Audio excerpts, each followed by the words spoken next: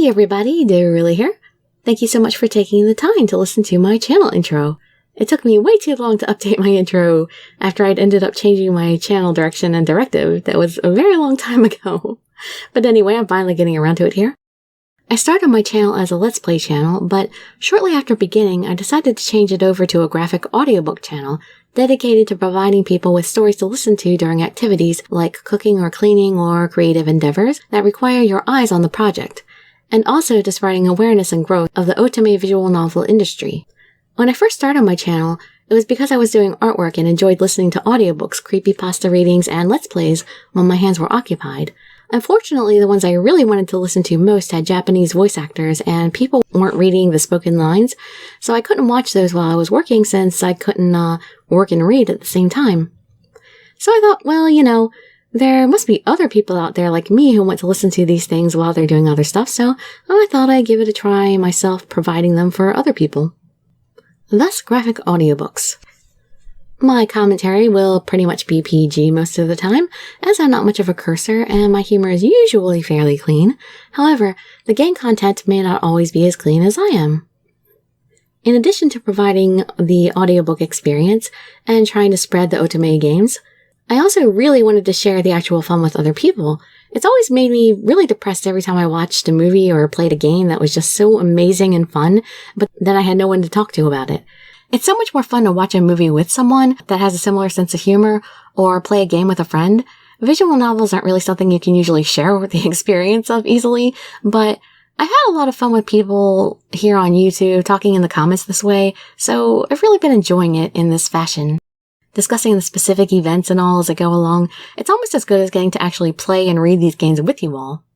There aren't all that many Otome visual novels that have been brought over to the West yet, and there are definitely tons and tons that I know a lot of others out there really want to play that may never get translated. So I spend a lot of my own money and time to do some translated videos on my channel. I narrate my version and make a subtitle version for my translators to upload to their channels. In line with trying to make Otome visual novels more popular, I do my very best to make my readings as high quality as possible, and hopefully that makes them more enticing to listeners.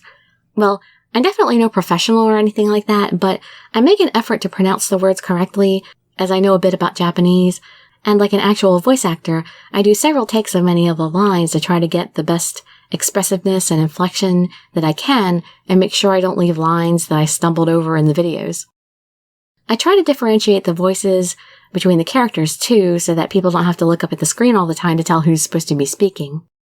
Like I said, I'm well aware that I'm not a professional and I'm not the greatest, but I'm doing my best and I hope that some people really enjoy it, and yeah, I know there are some people that really appreciate it, so I know it's doing good for some people at least, and I hope more people will enjoy it in the future.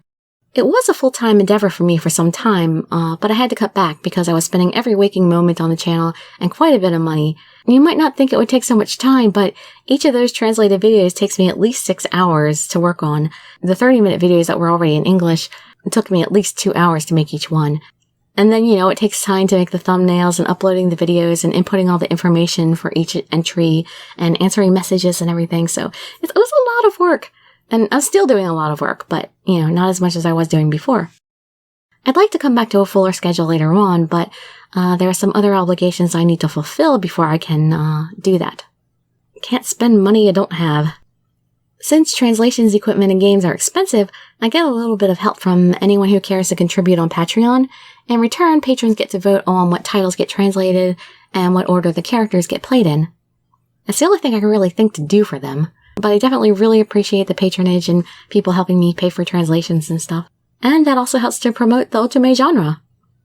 And the last thing I had to mention here is, I got this question a few times, but hopefully to head off anyone else planning on thinking of asking me again, I will never upload games that are already in English, such as Norn 9 and Code Realize, in their original state without reading over them.